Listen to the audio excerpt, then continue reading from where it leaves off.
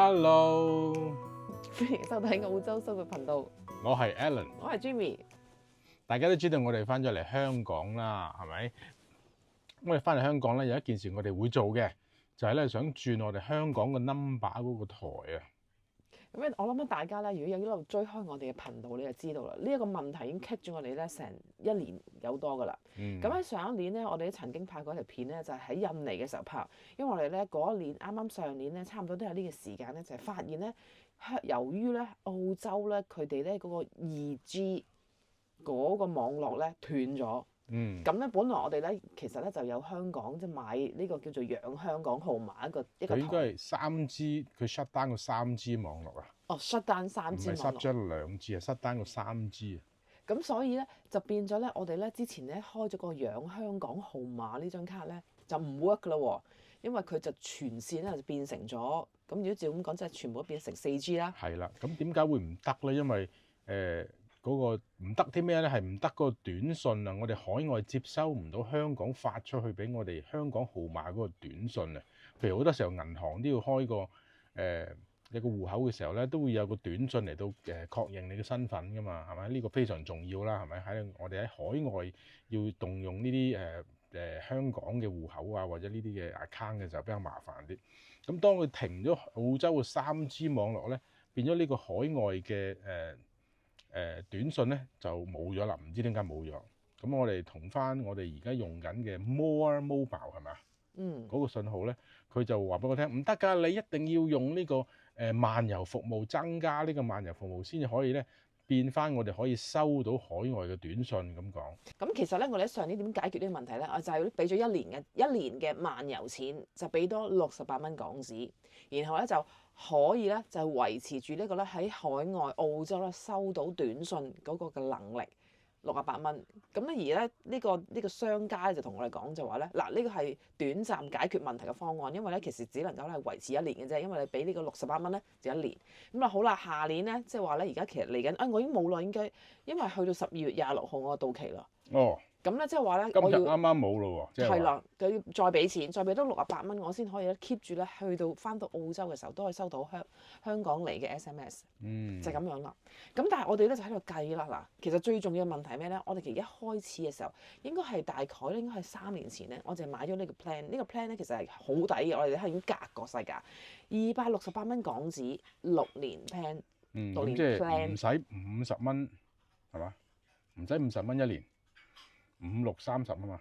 咁好啦，而家咧要我哋每年再加多68蚊，咁即係話咧68蚊再加268蚊除6係幾多錢話？條數就應該唔係咁計啦。我嘅角度咧，經濟學人角度咧，嗰268蚊咧已經係 sunk cost 嚟㗎啦。問題就係嚟緊你再要用咧，即係你每年俾68嚟到維持你以後嗰3年你能夠用到呢個短信咯。咁Alan 咧就覺得真係唔係幾憤氣，要俾每年再俾多68蚊係咪？係啊。咁所以咧，我哋而家再要揾啦。咁喺揾嘅過程裏面咧，咁Alan 就話：不如問下網友啦，可能網友比我哋嘅資訊更加豐富啦。因為其實基本上咧，我哋話晒啊，我哋離開咗香港都已經7年8年。其實期間咧，好多個電訊公司推咗好多唔同嘅養香港嘅卡嘅 plan 嘅，我哋都追唔切啦。其實我翻到嚟咧，我哋唯一可以揾到嘅咧係咩咧？我哋揾到一間咧就叫做 Lucky Sim。就並非賣廣告，因為我哋揾嚟揾去，只係揾到呢一間好似比較叫做比較抵㗎啦。嗱，佢個價錢咧就138蚊包3年嘅。咁呢3年咧裏邊咧仲有幾多啊？15G咁多咁樣。咁但係問題嚟啦，究竟呢一個咁嘅養號碼 plan 嚇138蚊3年，究竟我哋拎到澳洲嘅時候，又會唔會好似之前嗰間公司咁，又用唔到呢個收海外短信咧？咁呢個就係我哋嘅問題所在啦。咁我哋喺呢度咧，我想問一問，究竟我哋廣大嘅澳洲嘅朋友啊，你哋有冇用過 Lucky Sim 呢個 SIM 卡？喺澳洲又收唔收到短信咧？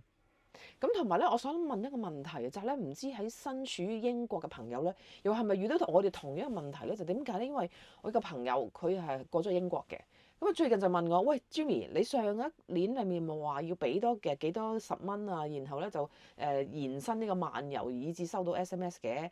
咁佢問我：咁而家係咪要每年都要俾啊？咁佢話佢而家考慮緊要去轉 plan 喎。嗯，佢問我轉邊個台，咁佢係咪喺英國又係遇到收唔到短信呢個問題？我唔知啊。其實我個對答只係得咁短，其實所以咧我就唔哦，知，所以我就究竟我就有一個疑問啫，究竟英國係咪遇到同我哋一樣嘅問題？咁所以咧就順便咧喺呢度咧又俾條片咧，大家咧又一齊喺留言區同我哋傾下偈，等我哋知道究竟而家養香港號碼呢一個咁嘅情況咧，喺各大唔同嘅國家，英國、澳洲，其實而家去到咩狀況咧咁？嗱，講多少少啊！嗱，如果係大家啲師兄係做開電信業嘅咧，你應該好熟悉嘅。關於 3G step down 咧，其實全世界嘅趨勢嚟㗎啦。咁可能英國最近咧都開始咧將呢啲 3G 嘅網絡咧就係刪咗佢，咁而從而咧就會引發到頭先我哋講嗰個喺香港嘅短信飛唔到去海外嗰種 SIM 卡嗰度。咁究竟呢個情況係咪普遍咧？係咪全部國家、全部香港嘅呢啲嘅台咧都會遇到呢個問題咧？咁你哋可以幫我反映一下，解釋下俾我聽，留言教一教我。其實我覺得係只係我哋呢個台，我哋本身而家呢個呢個台需要啲啫，因為其實咧其他用唔同牌唔同嘅公司咧冇呢個咁嘅問題，冇咁嘅可能問題。有其他台都一樣咁嘅衰嘅程度㗎嘛。